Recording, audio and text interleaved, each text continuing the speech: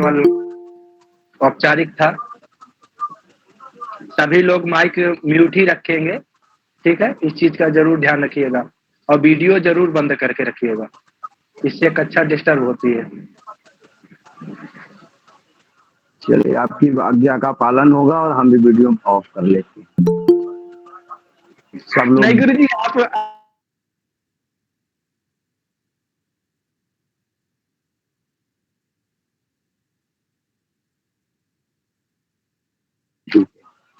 अरे क्या देखना भाई, सीधे सीधे हम लोग कक्षा में चलते हैं। हम लोग भगवान से प्रार्थना करते हैं, प्रभु जो हम लोगों की कक्षा प्रारंभ हो रही है वह कक्षा सुनियोजित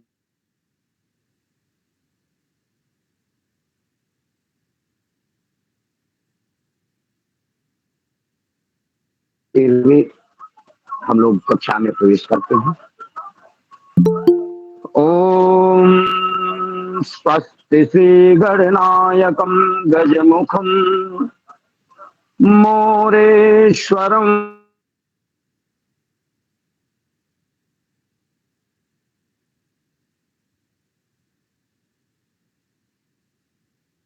मणिम से सेवरम लीलाद्रिं गिरिजात्मकं सुरवरं विघ्नेश्वरं ओझरं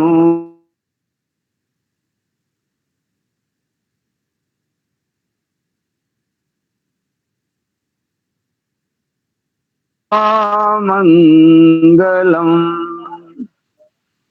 स्वर्णोपवीते न शुशोभमानं सर्वार्थसिद्ध तो निनादमेकम् त्रिलोकसञ्चिन्तितपादपद्मम् तं वास्तुराजं सततं नमामि। शिक्षादिकामे खलु वास्तुदेवा गृह्णन्तु पुष्पा जलिमत्र शीघ्रम् ईदाहराभ व्यकरा विशाला भवन्तु भूपा लन्तत्पराश्च आदित्यं च विधुं च भूमितनयं चन्द्रात्मजं सद्गुरुं देवानां तु बृहस्पति त्वथ भृगो दैत्याधिपानां गुरुं छायापुत्र शनिं च वक्रगतिगं राहुं च दैत्याधिपं केतुं सर्वजनार्तिहानतु नितरां वंदे नवैतान् ग्रहान्। समस्त नवग्रहादि देवताओं के चरण कमलों में प्रणाम करते हुए, समस्त गणपत्यादि देवताओं को प्रणाम करते हुए, आप सभी महानुभावों को प्रणाम करते हुए, अपने सदगुरुदेव भगवान को प्रणाम करते हुए आज हम लोग अपने वास्तु की कक्षा में प्रवेश करते हैं। वास्तु का पाठ्यक्रम आप लोगों को पता है? जी गुरुजी। तो सबसे पहले वास्तु क्या है उसी पे हम लोगों को चर्चा करना है। आज एक बार मैं पुनः पाठ्यक्रम आप लोगों के समक्ष प्रस्तुत कर देख लें और उसके बाद तदुपरांत हम लोग कक्षा में प्रवेश करेंगे। स्क्रीन आप लोगों को दिख रही है? जी गुरुजी जी। सर्वप्रथम हम लोग वास्तुशास्त्र का परिचय प्राप्त करेंगे, वास्तुशास्त्र और प्रकृति के संबंध को देखेंगे, वास्तु और ज्योतिष में क्या संबंध है इसके बारे में हम लोग चर्चा करेंगे। भू परिग्रहण प्रकरण जब आएगा तो भू से, पृथ्वी से समस्त जो भी जानकारी है, जैसे पृथ्वी में शल्य शोधन इत्यादि जो कुछ भी पृथ्वी से संबंधित भूमि की जांच, निरीक्षण, परख, सब के बारे में हम लोग चर्चा करेंगे। भूखंड कैसे सुंदर होंगे उसके बारे में चर्चा करेंगे। फिर आएगा मेलापक प्रकरण, यहाँ से हमारा गणित का प्रकरण शुरू हो जाएगा। फिर मेलापक और पिंडाध्यानयन प्रकरण जो है वह पूर्णतया गणित का प्रकरण है, जिसमें काकड़ी विचार, पिंड बनाना, आय व्यय सब एक क्रम से हम लोग उस पर चर्चा करेंगे। ये मेलापक और पिंडाध्यानयन प्रकरण जो है ये गणित का प्रकरण आ जाएगा इसमें। इसके बाद गृह उपकरण के प्रकरण आएंगे, द्वार प्रकरण आएगा, फिर गृहारंभ मुहूर्त और गृह प्रवेश मुहूर्त से संबंधित जो कुछ भी चीजें होंगी वह चलेगा। और फिर प्रमुख जो हम लोगों का विषय होगा, अर्थात हम लोग गृह की संरचना, किस चीज को कहां पर, इतना समझने के बाद तब हम लोग गृह की संरचना के तरफ प्रवेश करेंगे। और उसके बाद फिर जलाशय प्रकरण आएगा। जलाशय प्रकरण में जल से संबंधित जितने भी प्रकरण हैं, सेप्टिक टैंक लगाना, जमीन में कहां पर जल की व्यवस्था करनी है, उन व्यवस्थाओं को समझना, ये सब चीजें हम लोगों को इस प्रकरण में समझना है। तदुपरांत हम लोग सीधे सीधे देखेंगे कि जो भूखंड हम लोग यहाँ पर पढ़े हुए हैं 5वें नंबर वाले उस पे, इसका जीवन पर क्या क्या प्रभाव पड़ेगा, इससे संबंधित चीजों को देखेंगे। अब उसके बाद प्रकरण आएगा वास्तु दोष, कारण और निवारण।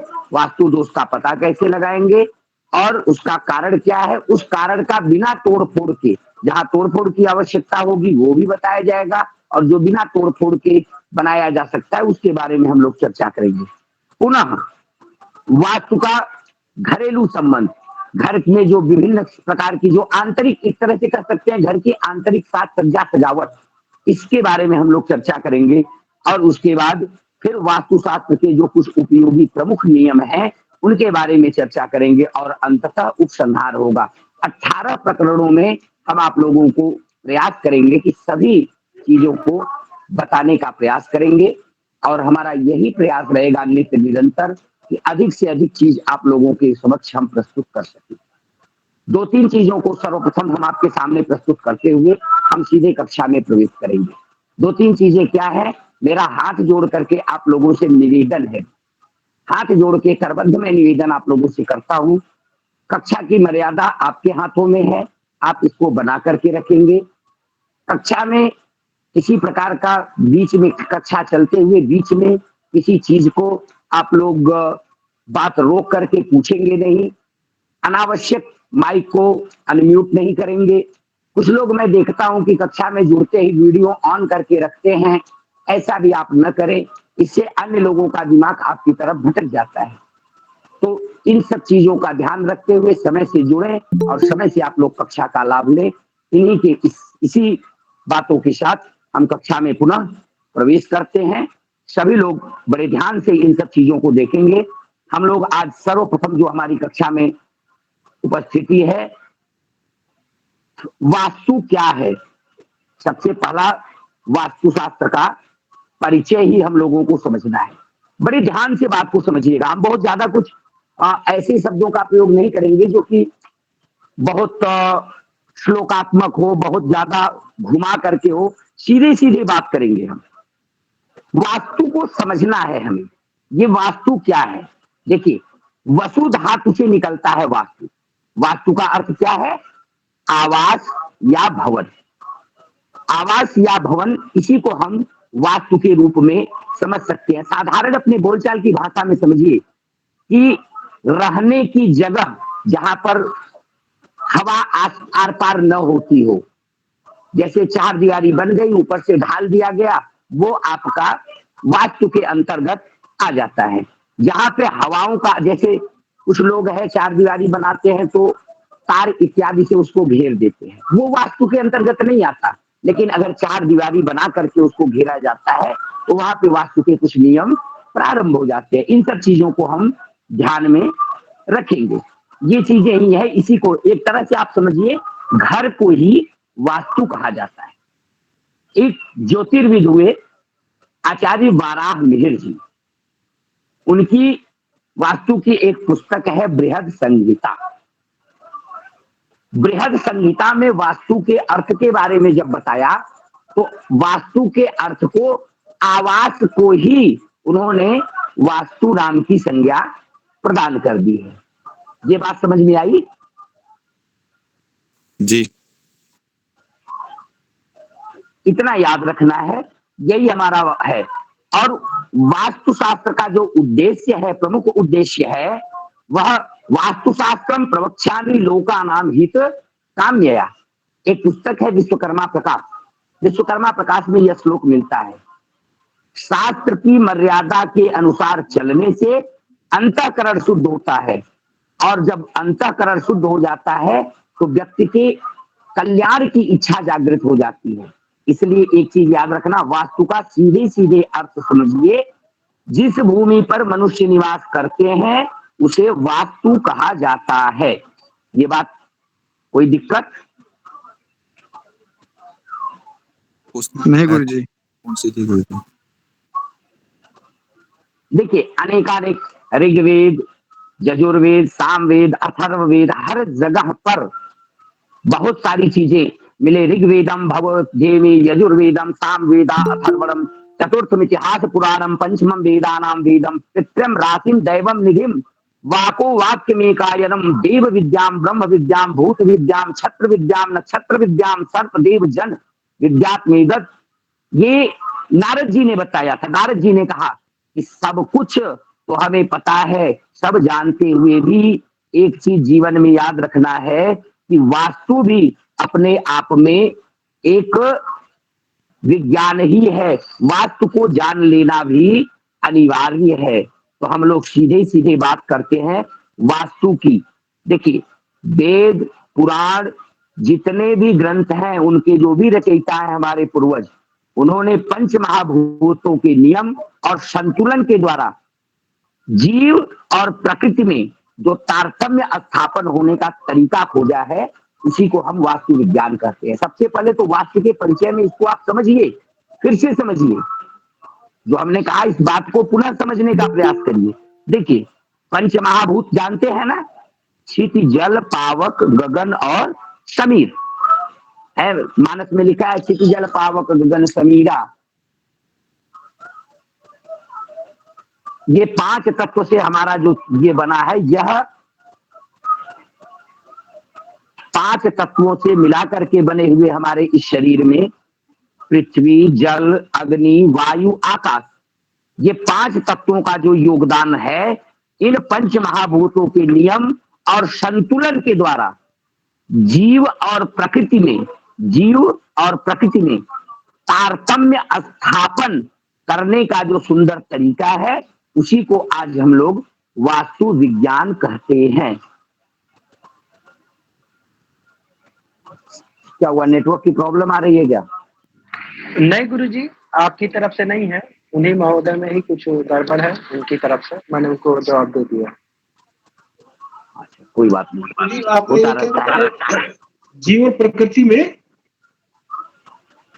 जीव और प्रकृति के सीधे सीधे समझो ना, मनुष्य के रहने के स्थान को वास्तु कहते हैं, और ये हमारी जो पंचमहाभूतों से ये हमारी प्रकृति है, तो दोनों के बीच के रहन सहन का जो तारतम्य है, इस तारतम्य के बीच में दोनों के तारतम्य को बैठाना, अर्थात जीव और वास्तु के बीच में एक समन्वय करना, यही इसका जो तरीका है, उसी को हम वास्तु विज्ञान कहते हैं।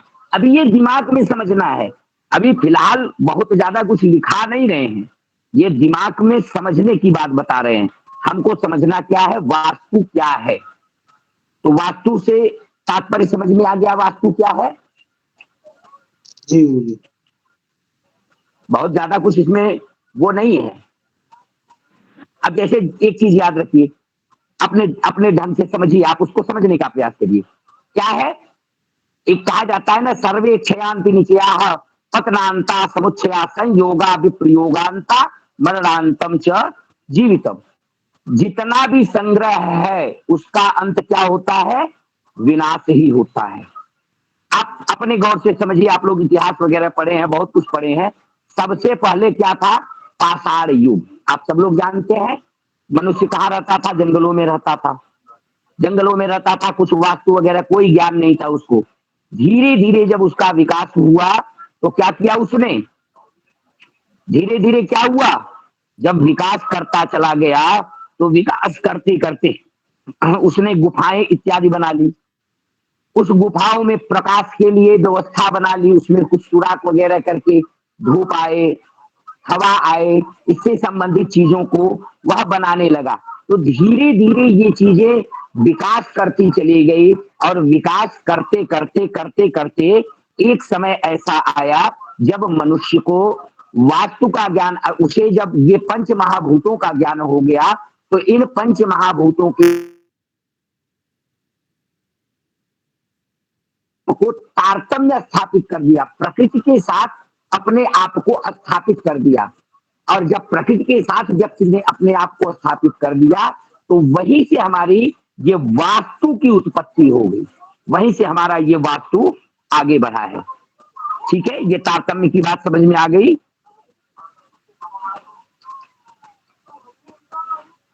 एक एक चीज को इत्मीनान से आप लोग बताते चलिए, फिर हम आगे बढ़ते चले जाए।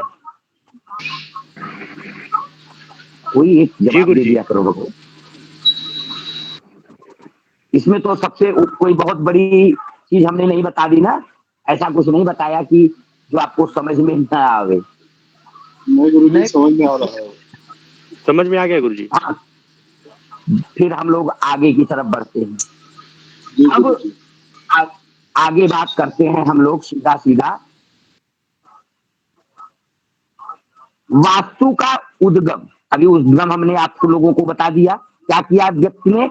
आवश्यकता पड़ने पर, अब जैसे जंगल में व्यक्ति रहा करता था, पाषाण युग में जंगल में रहता था, आप सब लोग जानते हैं।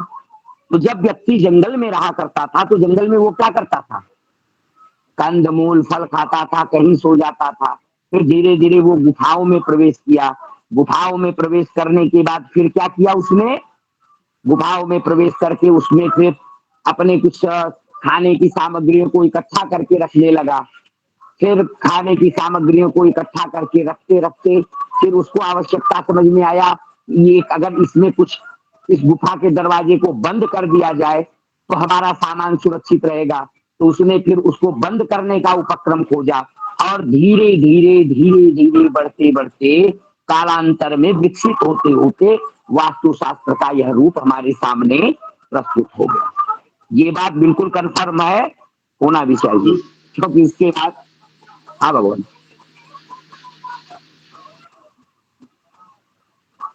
आगे बात करते हैं हम लोग। अब बात आती है सबसे पहला वास्तु विज्ञानी कौन था? वास्तु विज्ञानी सबसे पहले कौन था? देखिए यहां पर एक चीज आपको बताएं, कुछ स्थानों पर थोड़ा सा विभेद मिलता है, कुछ जगहों पर थोड़ा सा विभेद मिलता है। विभेद ये है, कुछ लोग कहा करते हैं कि देवताओं के शिल्पी जो थे विश्वकर्मा जी, इसका श्रेय उनको दे दिया जाए। लेकिन विशेषकर अथर्ववेद में देखो, ये अथर्ववेद, स्कंद पुराण, अग्नि पुराण, गरुड़ पुराण, नारद पुराण, वायु पुराण, मत्स्य पुराण, ब्रह्मांड पुराण, लिंग पुराण इत्यादि में वास्तु का वर्णन मिलता है।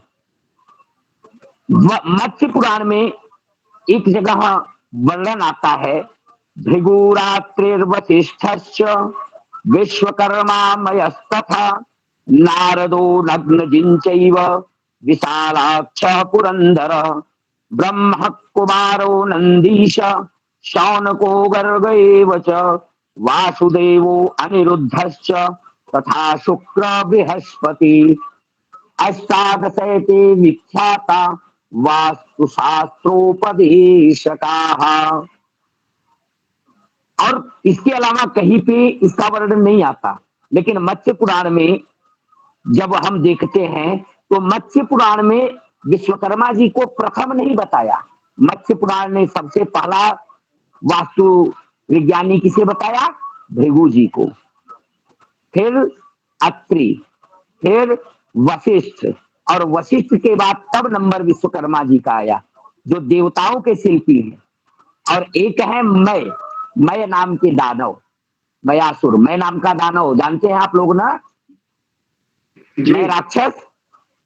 हाँ, रावण के ससुर जी थे शायद, मेरे ख्याल से सही जी बता रहा जी हूँ ना। गुरुदेव जी हाँ, गुरुदेव तो जी। रावण के ससुर जी थे।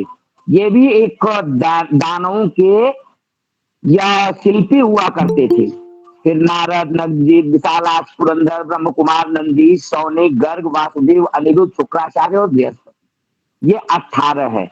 एक चीज यहाँ पर विश्वकर्मा प्रकाश जो पुस्तक है, उसमें एक स्थान पर विश्वकर्मा जी को ये नाम तो दिए, लेकिन विश्वकर्मा जी को उन्होंने प्रथम बता दिया, प्रथम वास्तु विज्ञानी। लेकिन उससे बहुत ज्यादा हम लोगों को नहीं सोचना है, ये दिमाग पे रखना है कि ये 18 वास्तु विज्ञानी थे।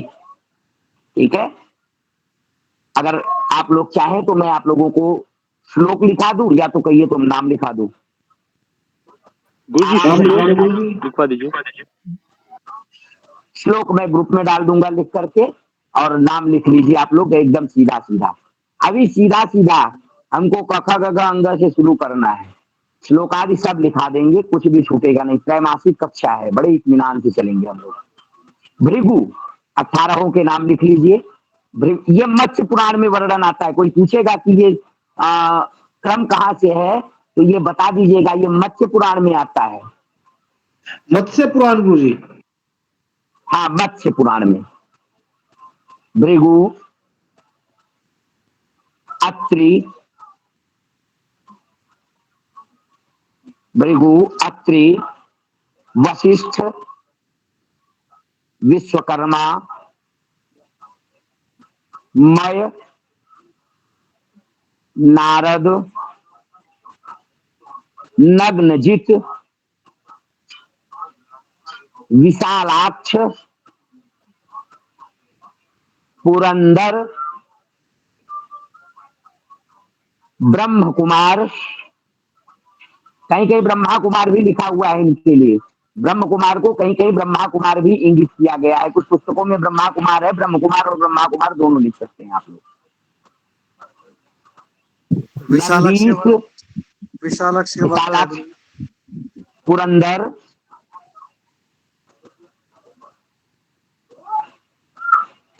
पुरंदर के बाद ब्रह्म कुमार, कहीं कहीं ब्रह्मा कुमार भी लिखा है। नंदीश्वर या नंदी,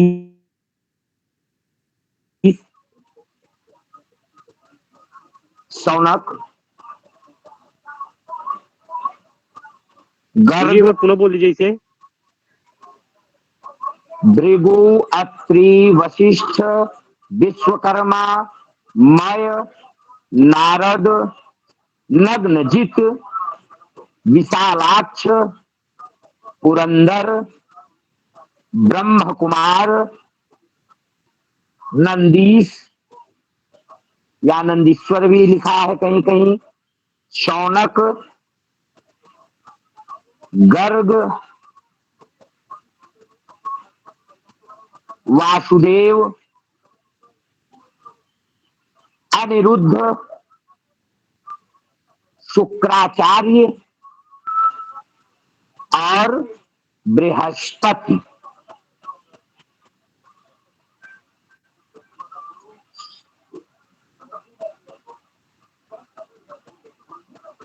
गुरुजी 17 हुए क्या? 16। 16 हो गए, फिर लिखने में कहीं से मिस्टेक हो गया होगा भाई। भृगु 1 2, भृगु, अत्रि, वशिष्ठ, विश्वकर्मा, मय, नारद, नग्नजित, विशालाक्ष, पुरंदर, ब्रह्म कुमार, नंदीश, शौनक, गर्ग, वासुदेव, अनिरुद्ध, शुक्राचार्य और बृहस्पति। 17 हो गए कितना गुरुजी। हो गया गुरु जी? 17। 17 ही हो रहे हैं, तो 18वां कौन हो गया भाई?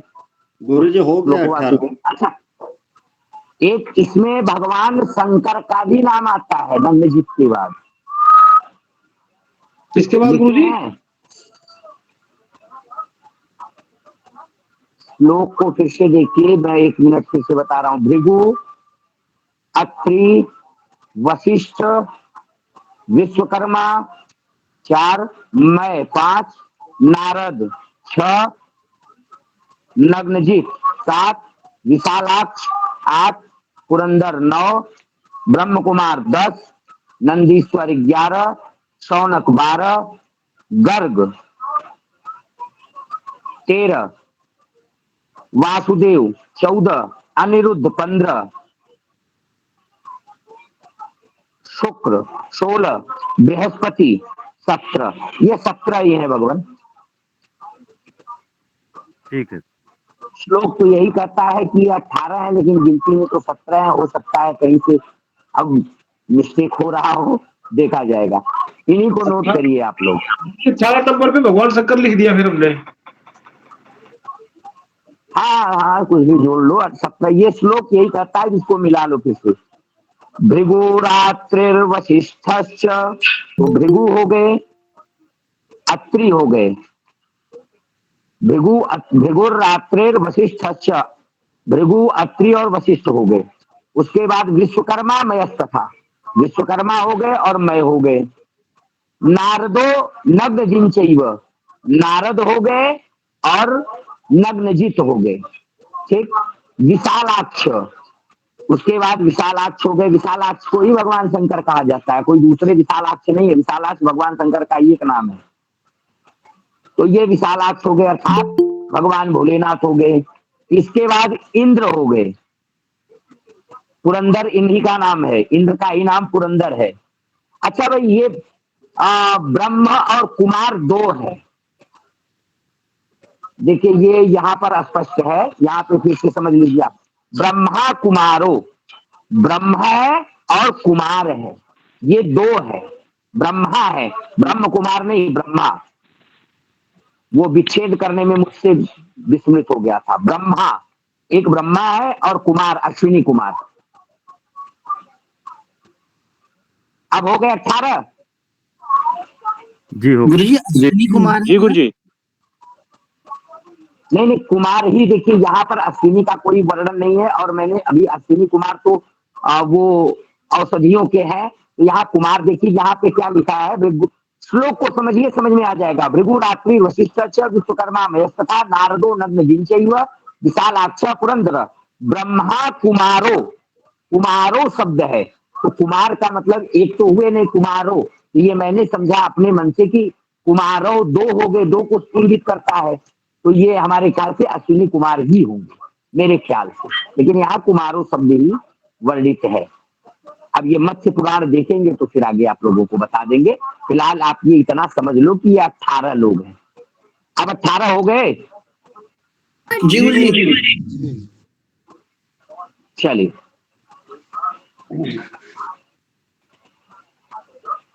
विश्वकर्मा प्रकाश जो पुस्तक है उसमें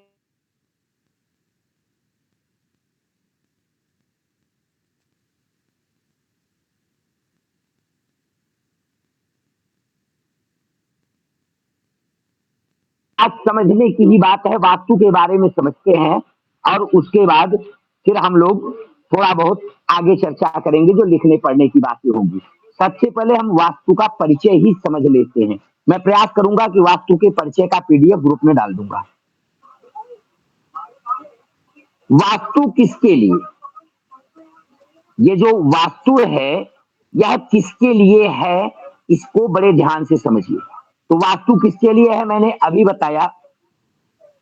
वास्तु अभी हमने बताया। एक चीज और निवेदन करूंगा भगवान आप सभी लोगों से हाथ जोड़ करके, कृपया मेरे नंबर पे कोई पर्सनल मैसेज नहीं करेंगे। जो भी दिक्कत हो आप लोग पवन जी से, नीरज जी से, राम कल्याण जी से संपर्क कर लीजिए। मेरे नंबर पे, पर्सनल नंबर पे कोई मैसेज ना आवे। कोई महोदय है वो बार बार मैसेज कर रहे हैं, हमें क्लास में जोड़ लीजिए, हमें क्लास में जोड़ लीजिए, मुझे समझ में नहीं आ रहा है। तो आप लोग पवन जी से संपर्क करिए। नहीं गुरु जी, वो अभी आया था, मैंने डिनाई किया है उनको। अच्छा, वास्तु किसके लिए हमको सबसे बड़ा समझना ये है। तो अभी हमने बताया कि वास्तु का तात्पर्य क्या हुआ। वस्तुतः मनुष्य के रहने के स्थान को के अंतर्गत जो चीजें आती हैं उसी को, अर्थात निवास स्थान जो है या निवास योग्य भूमि को ही वास्तु के अंतर्गत लिया जाता है। ये बात बिल्कुल समझ में आ गई है। जी इसमें बहुत ज्यादा कुछ समझना नहीं है। अब हम लोग आज बात कर लेते हैं कुछ लिखने और कुछ समझने की बातों को। देखिए वास्तु में इसके बाद जब हम लोग पढ़ना शुरू करते हैं तो सबसे पहले वास्तु में क्या है, वास्तु के अंतर्गत दिशाओं का बहुत महत्वपूर्ण स्थान है। सर्वप्रथम हम लोगों को दिशाओं के बारे में जानना नितांत आवश्यक है। दिशाओं को जब हम लोग समझ लेंगे, दिशाओं को हम लोग जान लेंगे, दिशाओं से संबंधित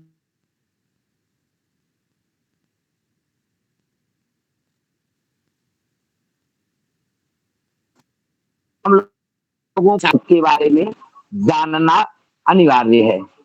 गुरुजी आपकी आवाज चलिए पूरी हम लोग दिशाओं के दोबारा बता दीजिए। भगवान हम लोगों को दिशाओं को समझना है। सबसे पहले हम लोगों को दिशाओं के बारे में जानना है। हम लोग दिशाओं के बारे में जानने का प्रयास करते हैं।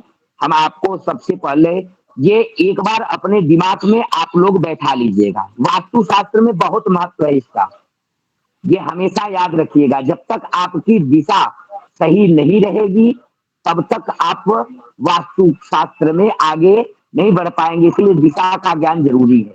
आप सभी लोगों को एक यंत्र का पता होगा जिसे हम लोग कंपास कहते हैं, दिग्दर्शक यंत्र। जानते हैं आप लोग? नहीं गुरुजी। गुरुजी जी गुरुदेव जानते हैं गुरुदेव, वो का यंत्र? जानते हैं। कंपास सबकी मोबाइल में होगा। मोबाइल में एक यंत्र होता है, इसमें लाल रंग जो है वो सदैव लाल रंग में यन लिखा रहता है और वह सदैव उत्तर की तरफ रहता है। ठीक है जी ठीक है। एक मिनट में अभी आप लोगों को शेयर करके बताता हूँ। कंपास होता है गुरुजी, हर मोबाइल एंड्रॉइड फोन में कंपास होता ही है। बिल्कुल बिल्कुल बिल्कुल, हर मोबाइल फोन में यंत्र, दिशा सूचक यंत्र, बिल्कुल सही। हमने उसी को दिग्दर्शक कह दिया। भाई आप लोग समझदार हैं, समझा करिए। दिग्दर्शक यंत्र, वही हम नहीं समझ में। अच्छा आप लोगों को बोर्ड दिख रहा है स्पष्ट? जी जी गुरुजी। जी गुरुजी, जी जी व्हाइट बोर्ड स्पष्ट दिख रहा है। इसमें देखिए, अच्छा कंपास के बारे में एक चीज आप समझ लीजिएगा। ये कंपास जो है, दिग्दर्शक यंत्र या दिशा सूचक यंत्र जो भी कहिए, इसमें 360 डिग्री रहती है। पूरा जो है वह 360 डिग्री होता है, याद रखिएगा। 360 डिग्री इसमें होती है, 360 अंश। अब 360 डिग्री रहती है और दिशाएं कितनी है? पूरा पश्चिम उत्तर दक्षिण, ये 4 दिशाएं और चारों के बीच के 4 कोण हैं। ये मिला के कितनी दिशाएं हो गई? 8 दिशा हो गई। 8 तो इसमें हम 8 से भाग दे देते हैं। जब इसमें 8 से भाग दे देंगे तो देखेंगे कितनी बार जाएगा। 8 चौक 6 32, 6 में से 2 गया 4, 0, 8 पचे या 5 समझिएगा भाई, 8 पचे 40, कितना हो गया? 45 अंश। 45 अंश। तो ये 45 अंश का आप ये ध्यान रखिएगा कि 45 अंश का एक दिशा, मतलब एक दिशा कितने डिग्री की होती है? 45 डिग्री की। ये बात समझ में आ गई आप लोगों को? जी गुरुजी। देखिए दिशा का ज्ञान करने के लिए डिग्री का जानना बहुत जरूरी है और दिशाओं को समझना बहुत जरूरी है। बिल्कुल वास्तु का बेस दिशा का ज्ञान ही है। अब हम लोग जब भी आगे पढ़ेंगे तो इसमें हम लोगों को दिशाओं को अच्छी तरह से समझना है। दिशाओं को अच्छी तरह से समझना है, इसलिए हम लोग एक डायग्राम बना लेते हैं। अपने सभी लोग कॉपी और कलम अपने पास रखेंगे हमेशा, पूरे वास्तु भर। ऐसे बना लीजिए आप लोग, एक ऐसे गोला कर लीजिए, ऐसे गोला बना लीजिए और इस गोला में इसको मध्य से 4 भाग में डिवाइड कर दीजिए। अब ये आपकी 4 दिशाएं हो गई, ठीक, 4 दिशाएं हो गई। क्लियर है ये? जी गुरुजी। जी अब इसमें जो है इनके नामकरण कर दें। देखिए आप लोगों को 2 थ्योरी मिलती है। कुछ लोग पूरब यहाँ इसको पूर्व कहते हैं, इसको पश्चिम कहते हैं, इसको पश्चिम कहते हैं, इसको उत्तर कह देते हैं और इसको दक्षिण कह देते हैं। कहीं कहीं कुछ ज्योतिषविद जो हैं, लेकिन हम लोग ऐसा नियम लेकर के चले जो कि सर्वमान्य और हर जगह प्रयुक्त हो। तो हम लोग क्या करेंगे, इसको थोड़ा सा चेंज कर लेंगे। हम लोग इसको बनाएंगे जब, तो हम लोग क्या करेंगे, इसको पूर्व कर लेंगे, ये पूर्व कर देते हैं, ठीक है,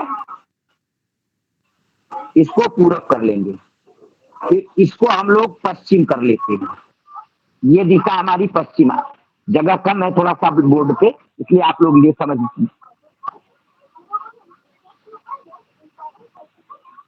इस दिशा को हम लोग पूर्व मान लेते हैं और ये पश्चिम है, ठीक है, ये पूरब ये पश्चिम। और उसके बाद जब पूरब पश्चिम हमारा क्लियर हो गया तो इसके हिसाब से आप देखेंगे तो ये वाला पार्ट जो होगा वह हमारा उत्तर हो जाएगा और नीचे की तरफ दक्षिण होगा। ये सभी ने बना लिया? जी गुरुजी। जी गुरुजी। ये हमारी दिशाएं। अब इसमें एक चीज आप और गौर से देखेंगे तो अब हम इसमें क्या करते हैं, इसी में 4 खंड और कर देते हैं।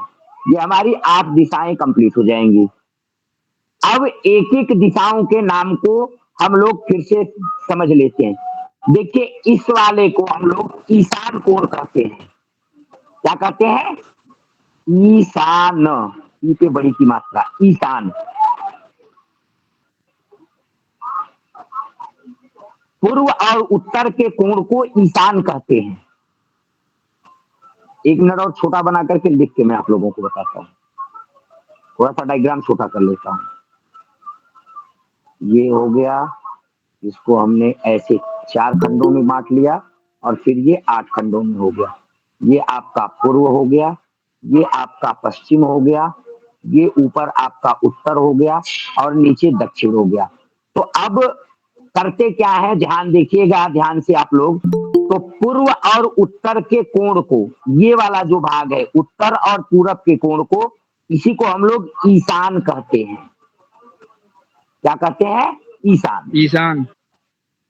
ईशान कोण। अब पूरब और दक्षिण के कोण को, इसी कोण को हम लोग अग्नि कोण कहते हैं। इसी को अग्नि कहते हैं। इस कोण को अग्नि कोण कहते हैं, ठीक। दक्षिण और पश्चिम के इस कोण को हम लोग नैऋत्य कोण कहते हैं। इस कोण को हम लोग नैऋत्य कहते हैं। देखिए भाई, लिखने में थोड़ा इधर उधर हो रहा है क्योंकि मोबाइल पे ही बोर्ड चल रहा है, इसलिए आप लोगों को जब ना समझ में आए तो आप पूछ लीजिएगा। जी गुरु। और पश्चिम और उत्तर के इस कोण को वायव्य कोण कहते हैं। इसको वायव्य कोण कहते हैं।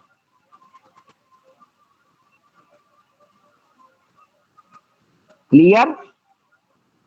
जी। इसको हम लोग अगर देखिए इंग्लिश में भी इसको, ये आपका ईस्ट हो गया, ये वेस्ट हो गया, ये नॉर्थ हो गया, ये साउथ हो गया। ईशान कोण को NE से संबोधित करते हैं। NE, कहीं कहीं NE लिखा रहता है। NE का मतलब नॉर्थ ईस्ट, नॉर्थ ईस्ट अर्थात ईशान कोण।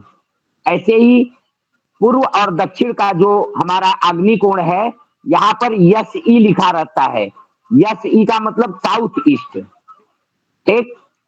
फिर इस कोण को नैऋत्य को हम लोग यस डब्लू कहते हैं, साउथ वेस्ट, और वायव्य को जो है वह एन डब्लू कहते हैं, एन डब्लू अर्थात नॉर्थ वेस्ट। क्लियर है भगवान? जी गुरुदेव। जी गुरु जी। जी इसमें कोई प्रॉब्लम किसी को? नहीं गुरुजी। नहीं गुरुजी। अच्छा, बिल्कुल। अब हम लोग इसके बाद बात करते हैं, ये दिशाएं आप लोग समझ गए। इस दिशाओं में हर एक दिशा कितने डिग्री की होती है? अभी हमने आप लोगों को बताया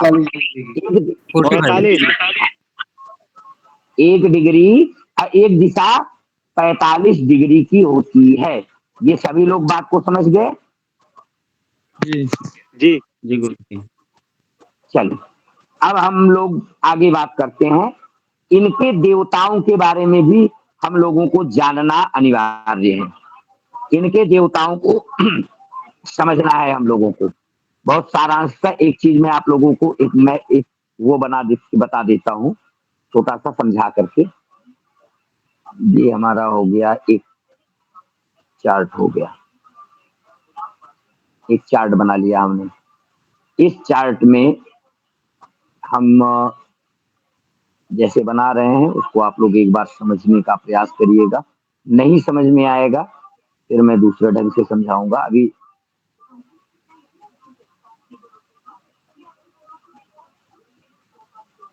ये हो गया, यहाँ से यहाँ तक, यहाँ से।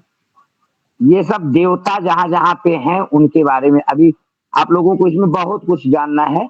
अभी हम इतने से ही देवताओं का परिचय करा देते हैं आप लोगों को। देखिए ये जो ठीक पूर्व वाला भाग है, इसमें अब आप लोगों को जो हमने एक अभी बताया दिशा, उसको हमेशा अपने दिमाग में रखना आपको जरूरी है। ईस्ट, वेस्ट, नॉर्थ और साउथ, ये इसको हमेशा अपने दिमाग में रखना आपको अत्यंत आवश्यक है। इसको ध्यान रखिएगा आप लोग। तो इसमें ये नॉर्थ वाला जो पोर्शन है, इसमें ये जो नॉर्थ वाला भाग है,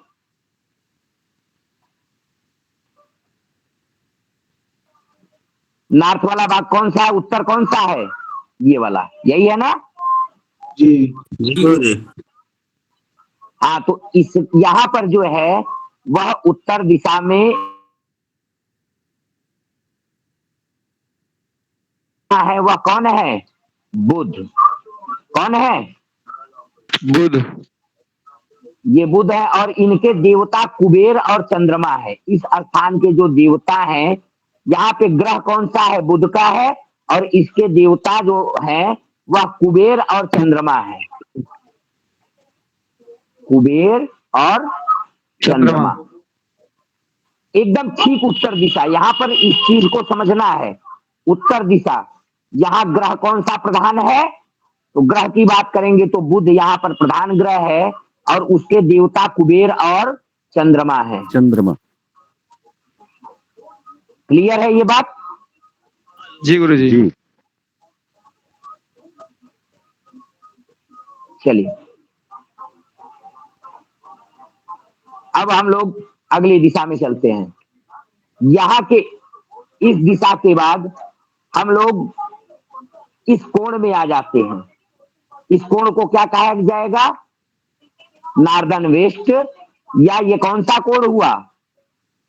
वायव्य कोण। कौन सा कोण हुआ? अभी बताया हमने, याद रखिएगा हमेशा इसको। ये वायव्य कोण हो गया, नॉर्दर्न वेस्ट। NW से इसको हम लोग संबोधित करते हैं। तो यहाँ पे जो इस स्थान के जो प्रमुख ग्रह हैं वह अभी इसको समझिएगा, क्योंकि जब हम आगे आप लोगों को पढ़ाएंगे तो यही ग्रह और यही देवता इस स्थान से जब मैंने अभी आप लोगों को प्रकरण बताया था तो एक चीज बताया था आप लोगों को कि हम कारण और निवारण देखेंगे। तो जब हमें ये ग्रहों का पता रहेगा, कौन से ग्रह मकान के अंदर किस भाग का प्रतिनिधित्व करते हैं, तो उसके अनुसार हम आपको कई सूत्र बता देंगे। घर में प्रवेश से पहले आप बता देंगे कि इस कोण में इस जगह पे दोष है, ऐसा दोष है, उसको बताएंगे। लेकिन पहले ग्रहों को समझिए। तो वायव्य कोण में जो इसके इस स्थान के देवता ग्रह है वह चंद्रमा है। ध्यान रखिएगा, कौन से हैं? चंद्रमा। इस स्थान के देवता, अरे वो ग्रह चंद्रमा है। हाँ ग्रह, ये ग्रह है ना, चंद्रमा चंद्र ग्रह है। और यहाँ के वायु देवता है। चंद्रमा ग्रह और वायु देवता है। वायु देवता है इस स्थान के, वायव्य कोण की, इस स्थान के देवता ये है। क्लियर मेरी बात? जी गुरुजी। जी गुरुजी। चलिए अब हम आगे चलते हैं। संदीप कुरेरिया आ गए क्या भाई? जी गुरुजी। संदीप जी गुरुजी प्रणाम। आपके बिना तो खुश रहो, आपके बिना तो पूरी कक्षा ही सुनी सुनी लग रही है। आपकी आवाज सुनते ही हमने कहा संदीप कुरेरिया पहुंच गए। जी गुरुजी। चलिए आपका स्वागत है। कहाँ गायब हो गए थे आप? गुरुजी कहीं गायब नहीं थे, बस गुरुजी गांव आ गए हैं गुरुजी बनारस से। अच्छा, बड़ी अच्छी बात। चलिए हम लोग फिर आगे कक्षा में देखते हैं। अब बात करते हैं हम लोग सीधे सीधे इस दिशा की। ये दिशा डायग्राम बना के रखिएगा आप लोग। ये दिशा, दो दिशाएं आपकी क्लियर हो गई ना अब इस दिशा में। ये कौन सी दिशा है? पश्चिम। इस दिशा के ग्रह स्वामी शनि महाराज हैं। ग्रह यहाँ पे शनि देवता है, शनिचर महाराज। अभी बहुत शनि को पढ़े हैं हम लोग, खाली ज्योतिष भर शनि शनि राहु करते करते फिर शनि महाराज आ गए हैं। ये शनि है। ये यहाँ के देवता जो है वह वरुण है। देवता कौन है? वरुण। वरुण। ये लिख लीजिएगा, पश्चिम के देवता वरुण है और ग्रह यहाँ पर शनि का आधिपत्य है ग्रह के रूप में।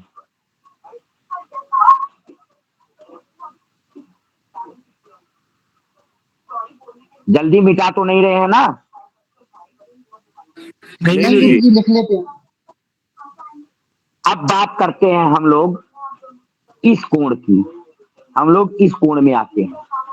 इसका नाम क्या है भाई? Southern west, SW। हाँ, इसको साउदर्न वेस्ट कहते हैं। SW के नाम से भी संशोधित करते हैं, संबोधित करते हैं। और साथ ही साथ इस भाग को हम लोग नैऋत्य के नाम से भी जानते हैं। नैऋत्य,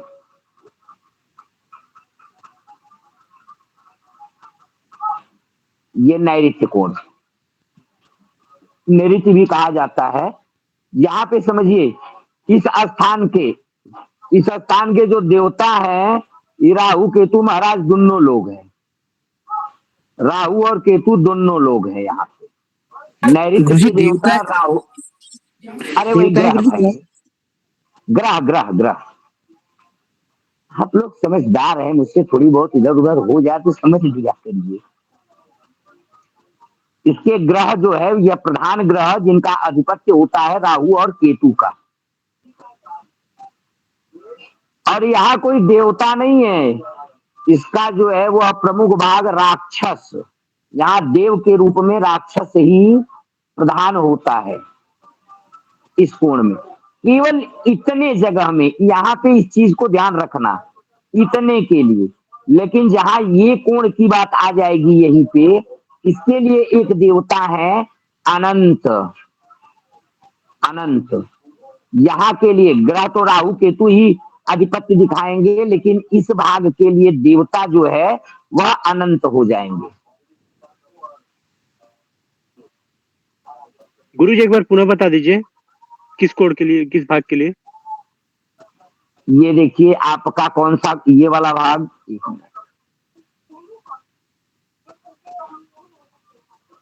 ये वाला भाग जो आप देख रहे हैं, ये वाला समझ में आ रहा है बात ना? ये जो इतना भाग है जिसमें पेन चल रहा है, ये जो है इसके देवता के रूप में राक्षस ही प्रमुख हैं। ये एक पुस्तक है, गीता प्रेस की आती है, भवन भास्कर। भावन भास्कर के अंतर्गत आपको ये चीज आसानी से देखने को मिल जाएगी। भवन भास्कर में इसको सचित्र वर्णित किया गया है। तो इस भाग के जो देव के रूप में, मतलब देवता नहीं है, यहाँ पे राक्षस ही दिया गया है, देव लिखा ही नहीं उनके लिए। ठीक है, तो ये राक्षस ही इनके लिए प्रमुख है। लेकिन जो ये वाला भाग है उसके जस्ट बगल वाला,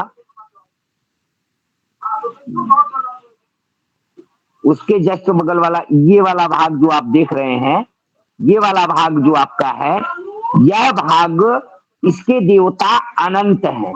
इनको अनंत के नाम से हम लोग जानते हैं।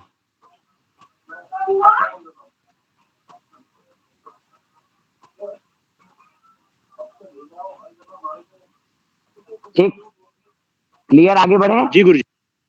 जी गुरुजी। जी।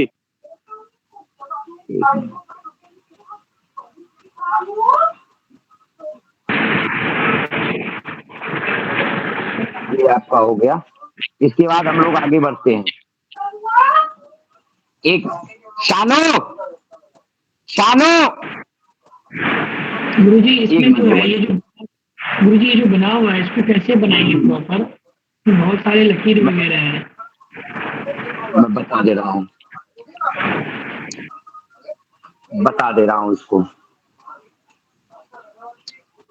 अभी एक सेकंड आप लोग चालू रखिए, मैं इसको अभी बता देता हूँ। 1 मिनट बस चालू रखिए आप लोग।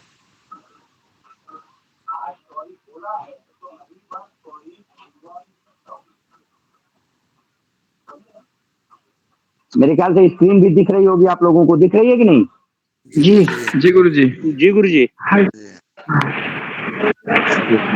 मैं बोर्ड पे मैं इसको शेयर करता हूँ, समझ में आ जाएगा बात। आप लोगों को बोर्ड पे ही एकदम सीधा सीधा बोर्ड पे आप लोगों को वही शेयर कर देता हूँ।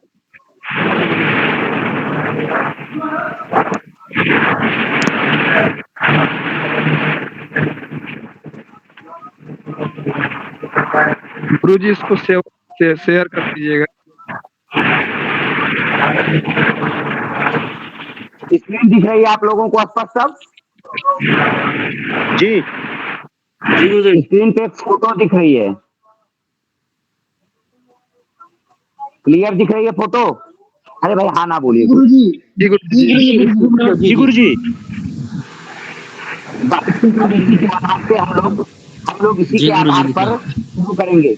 हम यहाँ से शुरू किए हैं, उत्तर से कहाँ तक पहुंच गए हैं हम लोग, इस भाग को हमने देख लिया है। अब हम लोग बात करते हैं दक्षिण दिशा की। इस भाग की हम लोग इस पे बात करते हैं।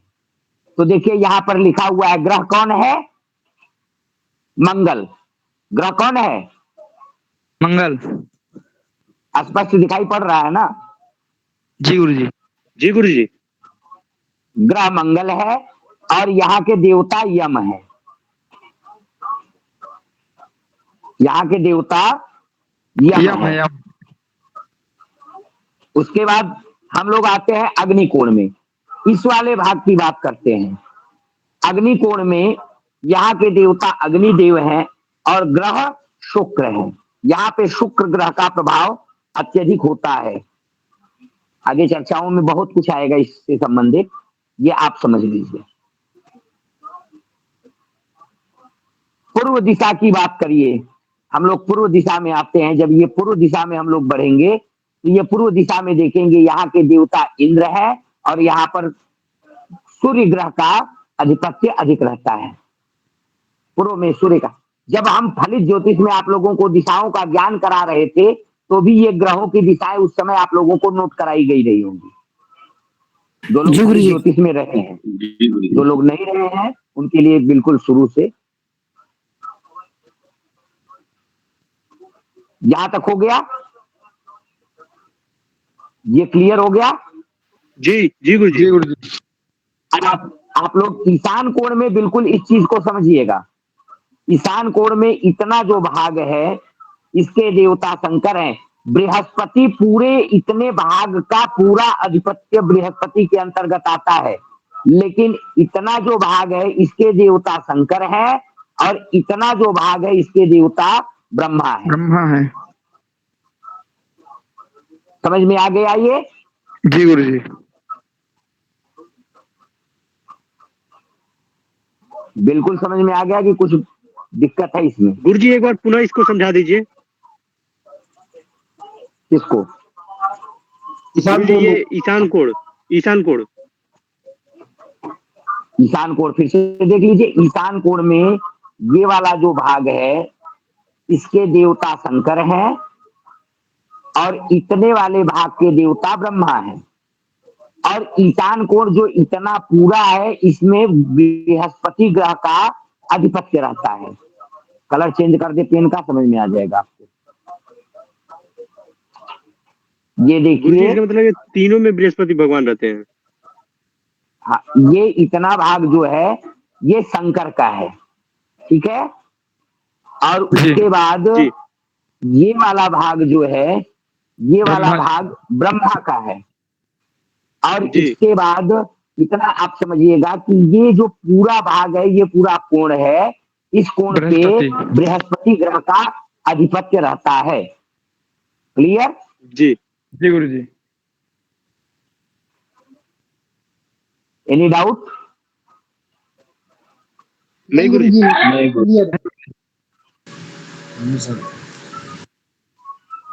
डाउट करना भी नहीं चाहिए, बात समझ में आ गई तो डाउट क्या करना। हाँ भगवान। तो इसमें पूरी किताब में गुरुजी ये चक्र शेयर कर दीजिएगा।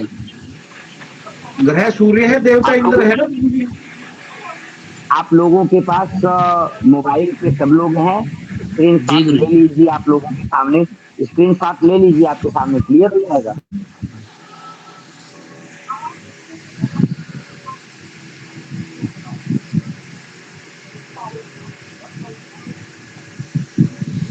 जी गुरुजी। हो गया?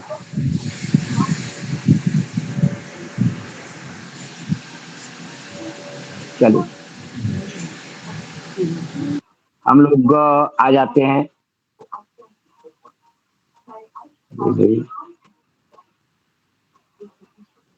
इतनी बात आज समझ में आ गई होगी मेरे ख्याल से। आज तो अभी हम लोग वास्तु का परिचय ही ले रहे हैं। आज तो हम लोग अभी वास्तु के परिचय में ही हैं, ठीक है।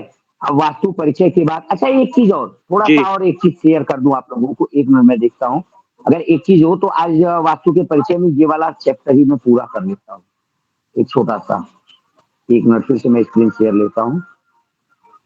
समझ में आ जा रही है बात स्क्रीन शेयर से? जी गुरुजी। जी जी गुरुजी। गुरुजी आ रही है। चलिए आनी ही चाहिए। ये एक चार्ट आप लोगों के सामने और दिख रहा होगा उन्हीं कोणों के जी। अनुसार। चार्ट दिख रहा है बिल्कुल क्लियर? जी इस चार्ट पे भी हम लोग जी गुरुजी। एक चार्ट आप लोग ऐसा भी बना लेंगे। ये देखिए इसमें क्या है, एक चीज इसमें आप ध्यान रखिएगा कि कोण और जगह तो बना दिया गया, लेकिन इस पे किस स्थान पर किस राशियों का प्रभुत्व है इसको भी आप लोगों को जानना अनिवार्य है। पढ़ाएंगे इसको आराम से, हम इत्मीनान से बताएंगे। ये परिचय के बीच में आप इसको भी समझ के रखिएगा। दिशाएं आपको क्लियर है? पूरब पश्चिम, ये पूर्व हो गया। इसको मैं उस पे शेयर करता हूं तो ज्यादा समझ में आएगा, व्हाइट बोर्ड पे। इसको व्हाइट बोर्ड पे शेयर करता हूं तो फिर समझा देंगे आपको। ये फिर से गैलरी, इसमें देखिए अब हमको करना क्या है, इसमें आप लोग 16 खाना बना लेंगे। ऐसे ही बना लीजिएगा, ऐसे सीधा सीधा, ऐसे करिए और ऐसे बना दीजिए। फिर इसको दो भागों में बांट दीजिए, बीच से इसको दो भागों में बांटिए। फिर एक एक खंड को दो दो भागों में बांट दीजिए। ये खंडों को दो दो भागों में आपने बांट दिया। इस प्रकार से ये आपके 16 खाने तैयार हो जाएंगे। इसमें ये जो बीच वाला आपका भाग है, एकदम मध्य में जो बिल्कुल बीच में ये केंद्र आएगा, इसको हम लोग ब्रह्म स्थान कहते हैं। इसको कहते हैं ब्रह्म स्थान। यह बिल्कुल, हाँ, यह पूरा केंद्र बिंदु होता है। यह पूरा केंद्र बिंदु होता है। हाँ, केंद्र को ही ये ब्रह्म स्थान है। इसको आप लोग ध्यान रखिएगा। और आपके सामने पूर्व में यहाँ से बिल्कुल इस स्थान से हम लोग शुरू करते हैं और सभी राशियों को बैठा देते हैं। आपकी सभी राशियां स्पष्ट हो जाएंगी। देखिए, पूर्व में आपकी मेष राशि हो गई, इस स्थान पे वृक हो गया, इस अग्निकोण में मिथुन, इस स्थान पर कर्क, फिर यहाँ पर सिंह, कन्या, तुला, वृश्चिक, धनु, मकर, कुंभ और मीन। ऐसे आप 12 राशियों को इसी क्रम से बैठा दीजिए और इस स्थान को आप लोग ब्रह्म स्थान लिख लीजिए। इस प्रकार से आप इसको समझिए। ये आपको समझने के लिए हमने बताया है। वास्तु के परिचय में इतना आप समझ लेंगे। आज 3 चीजों को आपको हमने बताया। ये 3 चीजें आपको बिल्कुल जाननी अनिवार्य है। स्क्रीनशॉट लेना चाहे आप लोग ले सकते हैं, इसका अपने पास रख लीजिएगा या सीधा सीधा चार्ट बना करके आप लोग 2-3 चीजें मैं बताऊंगा। गुरुजी क्लियर नहीं दिख रहा है। अच्छा, क्लियर नहीं दिख पा रहा है। गुरुजी ग्रुप में भेज दीजिए। चलिए, ग्रुप में मैं शेयर कर दूंगा। गुरुजी में शेयर करिए। ऐसे आप लोगों को दिखाई पड़ रहा है कि नहीं? जी गुरुजी दिख रहा है। दिख रहा है जी। चलिए, तो ठीक है, दिख रहा है। तो फिर आज वास्तु के परिचय में इतना ही होगा। वास्तु के परिचय के बाद हम लोग एक बार पुनः आप सभी लोग जो भी कक्षा में जुड़े हुए हैं, आप सभी लोगों को साधुवाद। इतनी बात, आज 3 चीजें हमने वास्तु के परिचय में सीखा। अभी तो जो शुरू में हमने बताया वास्तु क्या है उसके बारे में, और भी चीजें हैं। अभी राम कल्याण जी ने वास्तु से संबंधित एक कथा लिख करके भेजी थी। यह कथा भी आपको वही भवन भास्कर पुस्तक में ही हो जाएगा। वास्तु पुरुष का प्रादुर्भाव कैसे हुआ, एक इसके बारे में एक वो है कथा आती है। भगवान शंकर ने जिस समय अंधकासुर को मारा था, अंधकासुर का वध किया था, उस समय भगवान के मस्तक से, ललाट से उनके पसीने की बूंद जमीन पर गिर पड़ी और उस पसीने की बूंद जो जमीन पर गिरी थी उससे एक भयानक मुख वाला प्राणी पैदा हो गया। उसने पूरे पृथ्वी पर गिरे जितने अंधकों का रक्त था, अंधकासुर का जो रक्त था, उसका पान कर लिया। फिर भी उसे तृप्ति नहीं मिली। तो वह भगवान शंकर के सामने जाकर के तपस्या करने लगा। भगवान भोलेनाथ उसकी तपस्या से प्रसन्न हुए और कहे जो मांगना हो मांग लो। उसने वर क्या मांगा कि मैं तीनों लोक को ग्रसने में समर्थ हो जाऊं, मैं तीनों लोकों को खा सकूं, ऐसा समर्थवान हूं। जब वह वर प्राप्त कर लिया तो लगा तीनों लोकों में इधर उधर अपना शरीर खूब झाड़ने। इसी में इतना बड़ा वो हुआ, तीनों लोक को अवरुद्ध करने लगा। तीनों लोकों में बिल्कुल हाहाकार जैसा हो गया। और ऐसा करते हुए जब वह पृथ्वी पर आकर के गिरा, तब देवताओं ने क्या किया, पृथ्वी पे वो उल्टा होकर के गिरा था। देवता धड़ाधड़ उसके शरीर पर बैठ गए और उसके शरीर को दबा दिया। तो जिस स्थान पर जिस देवता ने उसको दबा करके रखा था, उसी स्थान पर उन देवताओं का निवास हो गया। और सभी देवताओं का वास होने के कारण वास्तु के नाम से प्रसिद्ध हुआ। ये एक कथा आती है अंधकासुर के वध से संबंधित। इसको भी आप लोग समझिए और इसको समझते हुए किसी को कुछ पूछना है तो आप पूछ सकते हैं। और 2-3 चीजें बार बार मैं निवेदन करूंगा आप सभी लोगों से, ग्रुप में आप सब लोग ग्रुप में इस चीज को जरूर शेयर कर दीजिए। मुझे पर्सनल मैसेज न करें। किसी भी चीज की आवश्यकता हो, कुछ पूछना हो, संपर्क करना हो तो आप लोग पवन जी से, धीरज जी से, राम कल्याण शर्मा जी से संपर्क कर लीजिए। तीनों नंबर अभी आज भी मैं आप लोगों को स्क्रीन पे भेज दूंगा। जो वीडियो है उसमें अंत में नंबर है, उसको देख लीजिएगा। तीनों नंबर आपके ग्रुप में शेयर में है और जो एडमिन है उनके नंबर उसमें है। उसमें जो नीचे के 3 नाम है वो तीनों उन्हीं लोगों के हैं। इस प्रकार से आप समझ करके बिल्कुल सहजता का परिचय दीजिए और बहुत आनंद आएगा वास्तु की कक्षा में। हम सब लोग बड़े प्रेम से वास्तु की कक्षा में ऐसे ही आगे बढ़ते रहेंगे। सभी जुड़े हुए लोगों को साधुवाद, धन्यवाद। किसी को कुछ पूछना है तो पूछ सकता है। जी गुरुजी, एक प्रश्न था हमारा। चार्ट बनवाया है गुरुजी आपने ये, जी भगवान। इसमें जिस हिसाब से स्क्रीन शॉट में लिखा हुआ था उसी हिसाब से ग्रह लिखने, मतलब सब कुछ राशि वगैरह लिखनी उसी हिसाब से। बात आपकी हम ही नहीं समझे तो हम समझाएगा।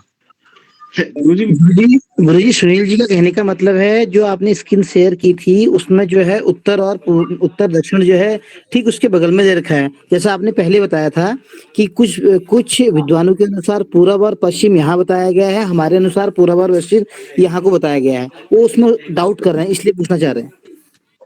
मैं बताऊं, उसमें कोई डाउट मत करिएगा। आप एक ही थ्योरी अपना करके चलिएगा। आप एक ही थ्योरी जो आपको हमने बताई वो आप एक ही थ्योरी को अपना करके रखिएगा और वही आपके लिए बेहतर होगी। बाकी दूसरी थ्योरी की आपको जरूरत नहीं है। अनेक जगहों पर बहुत कुछ मिलेगा, लेकिन आप बस आपकी एक थ्योरी, ये पूर्व है, ये पश्चिम है, ये उत्तर है और ये दक्षिण है। जहां किताब में कुछ और लिखा हो उसको आप पलट दो, उसको आप पलट करके इसी सूत्र में आप उसको ढाल लोगे। आपको बहुत ज्यादा समझने की जरूरत नहीं पड़ेगी। हर पुस्तक, हर किताब में आप अपना दिशा स्पष्ट इंगित कर देंगे। जो दिशा आप स्पष्ट करेंगे उसी के अनुसार आप उसमें अध्ययन करेंगे। हमारी जो भी कक्षाएं हम लोग पूरा लेंगे वह इसी चक्र के अनुसार लेंगे। हमारा पूर्व, पश्चिम, उत्तर, दक्षिण बिल्कुल स्पष्ट रखिएगा, क्योंकि इसके बाद कोई पूछेगा कि गुरुजी ये कहां से आ गया, तो फिर मैं नहीं बता पाऊंगा। ये NE, इसको याद रखिएगा। इसको क्या कहते हैं? Southern east. इसको क्या कहते हैं? हाँ, NE हो गया, SC हो गया, ये SW हो गया और ये NW हो गया। इन सब चीजों को हाँ बिल्कुल स्पष्ट कर लीजिएगा। यहाँ पर किसी प्रकार का आप लोग डाउट मत करिएगा और बाकी चीजें जो भी आती जाती रहेंगी वह आगे वो होता रहेगा। और किसी को कोई कुछ पूछना है?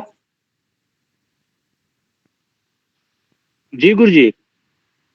हाँ भगवान बोलिए, स्वागत। गुरुजी बोलिए।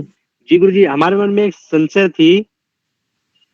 जैसे गुरुजी, जैसे कि हम लोग मानते हैं वेद जो ब्रह्मा जी के मुख से निकले हैं, तो गुरुजी ये वास्तु मतलब इसका मतलब रचयिता कौन थे? सर्वप्रथम मतलब वास्तु का निर्माण किसने किया था?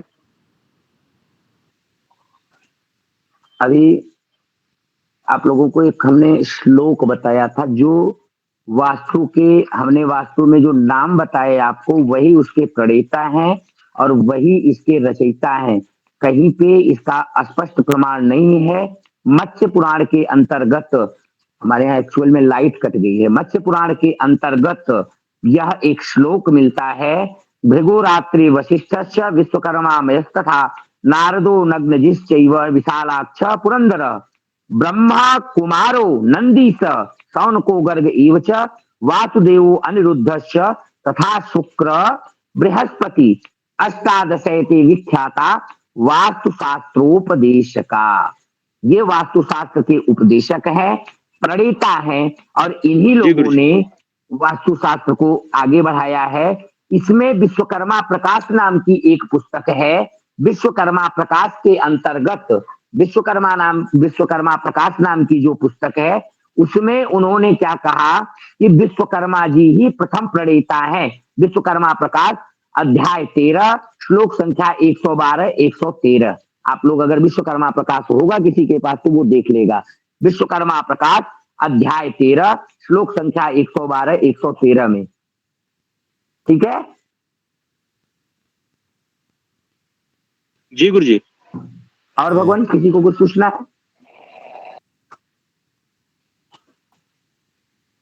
नहीं।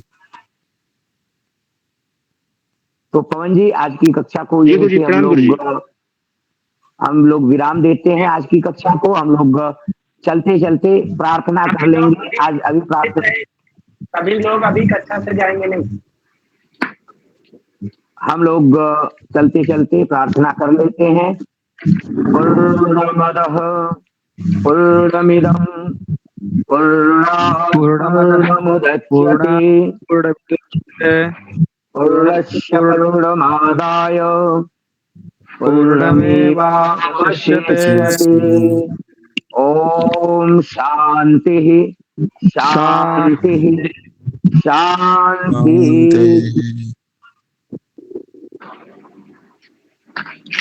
सर्वेभ्यो नमो नमः। देखिए आप सभी लोगों जय को नमो शुभ नमः। रात्रि। राधे राधे गुरुजी। प्रणाम गुरुजी। राधे राधे गुरुजी।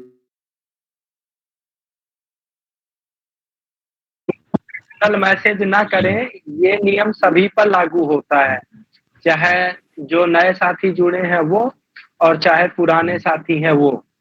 कोई भी गुरुजी को पर्सनल मैसेज करके परेशान नहीं करेगा, इस चीज का याद रखें, ठीक है। ग्रुप का नियम कोई भी नहीं तोड़ेगा।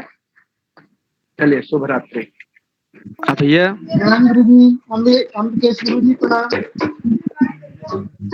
अंबिकेश गुरुजी नहीं है, मैं पवन बोल रहा हूँ, कक्षा का संचालक। बोलिए। प्रणाम।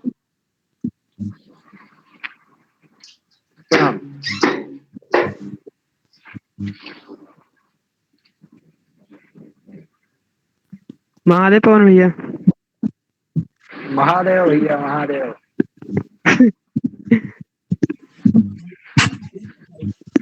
एक प्रश्न है, समाधान करेंगे? संदीप कुटेरिया जी, जय महादेव। जय महादेव। श्री काशी विश्वनाथ विजय। बोलिए। हम गुरुजी से पूछना चाह रहे थे, लेकिन गुरुजी बोलते कि ये आते ही शुरू हो गया पहले ही दिन से।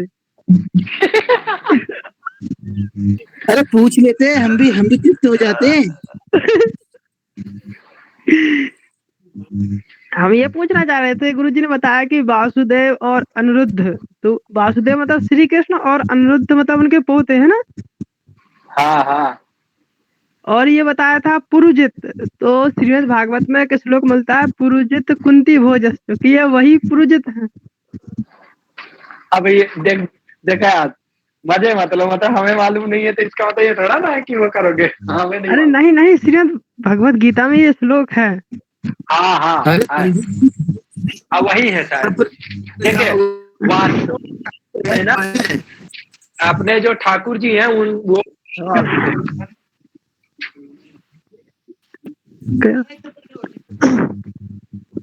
जी। भृगु है, अति है, वशिष्ठ है, विश्वकर्मा है, मय है, नारद है, अभिजीत है, विशालाक्ष है, पुरंदर है, ब्रह्मा है, कुमार है, नंदीश्वर है, सौनक है, गर्ग, वासुदेव, एक बात अनिरुद्ध, बोले, शुक्राचार्य और बृहस्पति।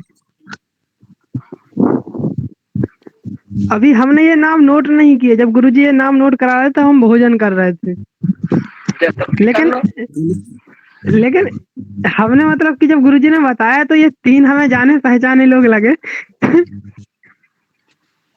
कौन कौन? यही कृष्ण भगवान के पोते और पुरजित जी। हमने बोला भाई ये तो बड़े बड़े योद्धा हैं, ये ग्रंथकार कब से हो गए?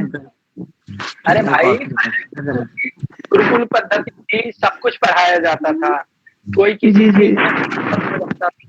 चीज में। अब राम जी शस्त्र विद्या में पारंगत थे, इसका मतलब थोड़ा ना कि वेद शास्त्र का ज्ञान नहीं था। हाँ हाँ चीजों का ज्ञान था। जी। योद्धा तो परशुराम जी भी थे, लेकिन उनको सब वेदों का ज्ञान था। वाह वाह वही तो। चलो, हमें दूसरी कक्षा लेनी है। जय राम जी ठीक है। जय शुभ रात्रि। हर हर महादेव। हर हर महादेव। चलो भाई, जुड़ो सब लोग। जी जी, लिंक दीजिए।